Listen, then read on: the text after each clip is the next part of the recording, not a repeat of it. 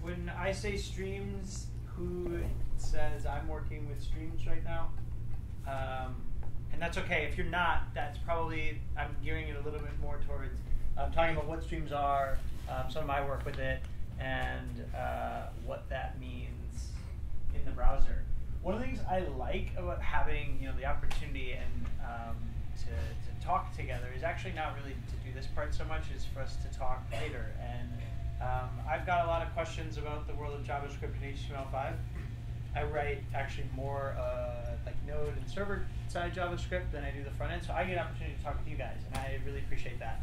So if anything up here seems interesting, I say it wrong and you want to correct me, you can certainly do that afterwards when we talk. Like, I would really like to talk. If you want to do it in public and shame me, you can do it on Twitter, or you can kind of do the in-between passive-aggressive digital version and email me directly, and I'll just ignore you and press spam. So, but that does go without saying that I'm really happy to be here. John Paul is doing a really nice job organizing this. I mean, the amount of emails and the prep work and helping everybody get on top of this is second to none for Meetup. So a little round of applause. So I'm going to use two terms when I talk about streams, and one of them is the word stream itself, and the other is the word buffer. And sometimes it's easy to just start diving in, and you're talking about buffering and streaming, and I think what comes to mind for me when I hear streams is like Real Player from when the 2000s, like that's a stream of video, which isn't really what I'm talking about. It is once at the fundamental level, but it's the disassociation with that I think is important. And then buffer, I always remember like when I had my CD burner on a parallel port, and I'd have buffer underruns or overwrites or whatever it was until I got a SCSI CD burner, and that didn't happen anymore. That's sort of what I'm talking about with buffer, but buffering is the temporary transport of data between two different sources. That's geeky. So I think an easier way to think about buffering and streaming is what I'm doing right now. I'm talking to you. And so I also lived in Spain for 3 years, and I was primarily there. I was primarily there to go and study and learn Spanish from scratch, and that went really well. Better than expectations, but always awful. In my foreign language, I always wish I could be better. And in a conversation in English, you guys can talk at me, almost at Micro Machines guy level, and I'm going to understand you. I don't really buffer any of that up. You just stream the words right at me, and I can understand exactly what you're saying.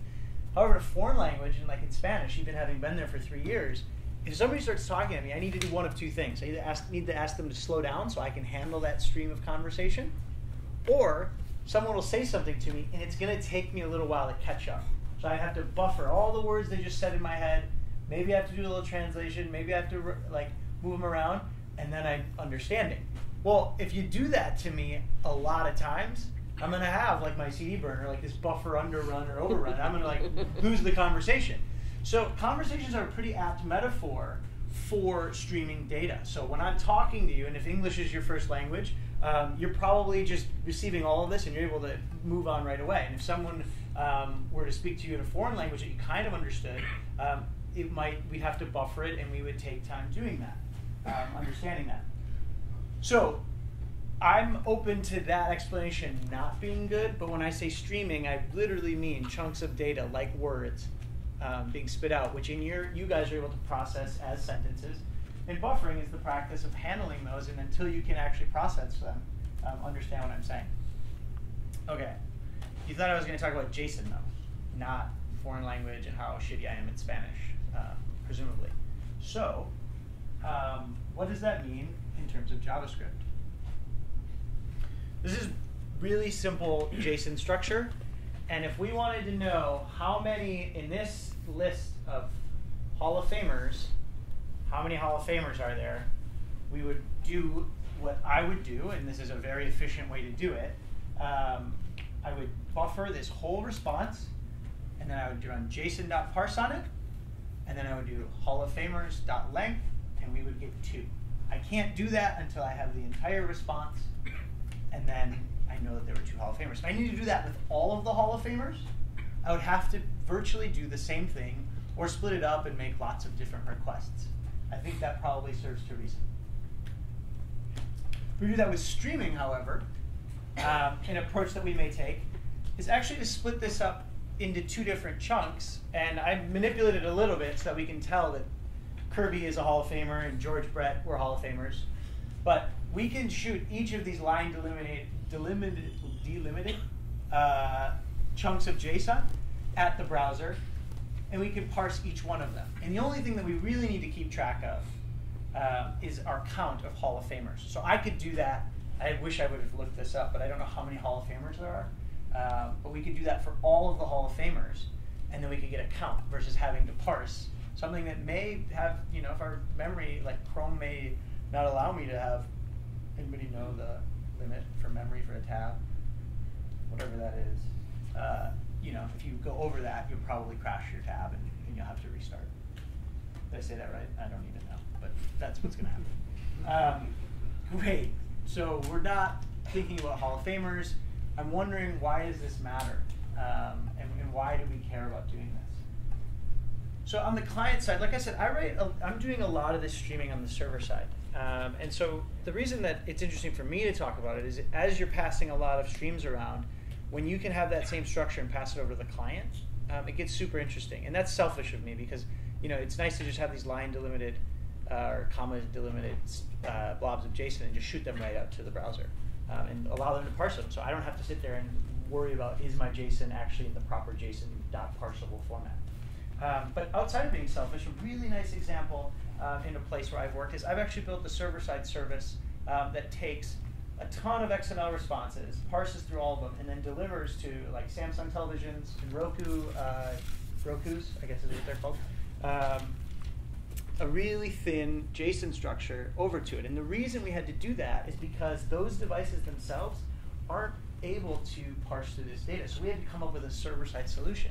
How that relates is, an embedded device with the streaming mechanism in place could actually go and request a lot of data off the wire, and within reason be able to parse through it in a way that might not be possible if it had to take the entire buffered chunk, the buffered response. Well, I just saw the Google Glass for the first time. I'm probably being recorded. Weird. The buffered response and crash the television, or crash the app in the television, as it were. So that's why you'd want to do something like this. So I wanted to take a little bit of a look at how this might work, and not so much code as it is an example. And you're going to see here, like I said, I'm working with these streams, and I'm thinking in terms of streams. It's not always clear-cut and obvious that you're going to want to do this, that you're going to want to go through all this harnessing and setup for something that's as simple. So quick 10 to the 3 is 1,000 objects. I've slowed down the server, so it's actually only shooting out 1,000 objects at a time. So this is pretty instant, and you can see the object count go up, and if I buffer it, it was, virtually the same thing. So I think this is translating pretty well. So if you were doing some trivial example like this, I probably wouldn't sit there and say, oh, we need to reorganize our entire data structure and do it. Things still aren't even that interesting when we have 10,000 objects. And like I said, I've slowed this down. So it's actually, in this case, streaming is a little bit slower, but I just did it so you could kind of see how the DOM's getting written to on each of those data events. And if we buffer 10,000 objects, it takes a little while. Now, a lot of that time is that server right there.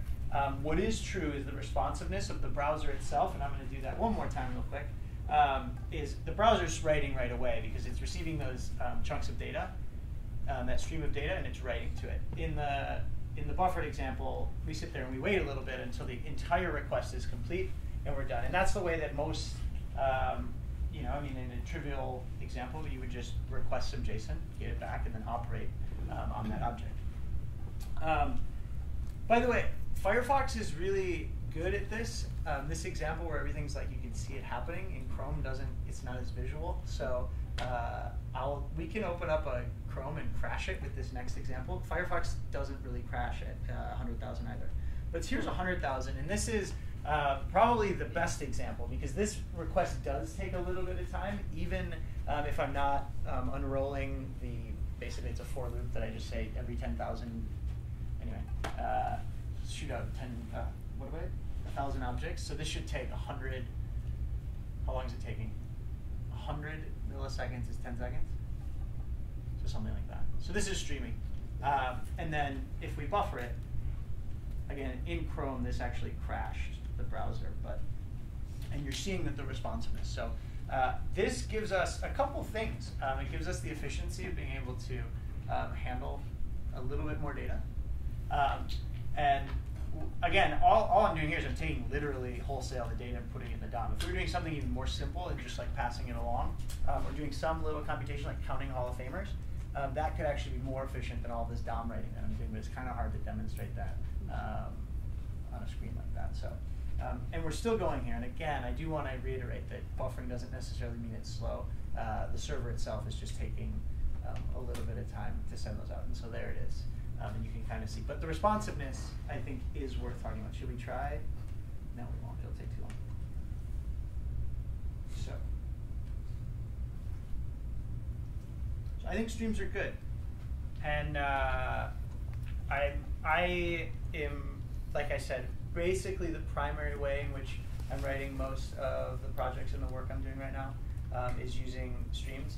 As you get more into it, as you get more familiar with the options that are out there, the API constrains you to a style of coding, I think, that is really nice. It provides for some really nice testable abilities because you know it's going to be readable, it's going to be writable, it's going to emit certain events. And then you've got these nice kind of sort of, depending on how you look at it, pure functions that you can kind of like test in a really, really nice way, and you're constraining yourself. And so that, for me, has been really, really efficient, especially in the async browser, Node-y, whatever environment, where I've got a pretty good grasp on how to organize the different like sections of my program as things are going through that passing control along and passing data through the programs. But I also want to talk a little bit about, like, streams are kind of gnarly as well. They're not, I don't think, the greatest way all the time. And this happens to me where, you know, if you're a hammer, everything looks like a nail. And so I think when we had just 1,000 objects, you could see that, like, having your server set up to emit line delimited JSON probably wouldn't be worth it in that case. That first example I showed. Another thing is, you know, if someone's going to be consuming your API publicly, chances are that they might not be thinking about working with your data in a streaming sense. So maybe the internal team and the people working, depending on how the structure is set up, the people working on the front end app are into it, and they want to build a streaming application and handle the data that way. And the services team says, yeah, let's do that. Well, next thing you know is, like, you might have to have a separate API for the public side that they weren't in on that conversation, and now you've, I think, maybe perhaps been not the best citizen of your own API if everyone that consumes it has to, like, think in this streaming way, which is a little bit weird. And you know, there's complexities that come up with doing things in a streaming way that if you just had a simple, like, buffered response, certainly I think can add to the, like, level of debugging and things you need to look for. So again, all of these things I'm very happy to talk about if there's questions. But Dominic's here, and he's been working on the WhatWeG stream spec for the browser. So I didn't really get into how I did all that, but they're working on a spec that one day, you know, will be implemented by the browsers themselves, I believe is how you say that phrase. And you know, at that time, it'll be something that's a little bit more consumable, a little bit more understandable. So definitely recommend you check out the spec, and it's working there. And Dominic's here and loves to talk about this stuff. I think he actually has to run though. But I showed it a really simple JSON example. This obo.js does a lot more, offers a lot more browser compatibility, and will be able to probably, in terms of, like, handling data and streaming data, that site and that repository would do a really good job of kind of continuing the learning and continuing to talk about streams on the client side. And then finally, Browserify, in terms of, for packaging up JavaScript and packaging up kind of required Node style or even Node modules themselves and running them in the browser. That entire example I just showed you, I didn't really have to do too much edification on streams on the client side, on my end, because I was just able to Browserify everything up, and it worked really great. So actually, one of the things that's nice about giving talks is you learn a lot, and I did like Browserify output, and it started working. So I guess it goes without saying that if you're writing Node code or you're interested in how you're going to package your code together, take a look at Browserify, compare it with some of the other tools that you may be using, and it might be interesting. I was pleasantly surprised with it for this demo and some of the work that I've been doing. As I said, happy to talk, and thank you. Any questions now are welcome as well. Can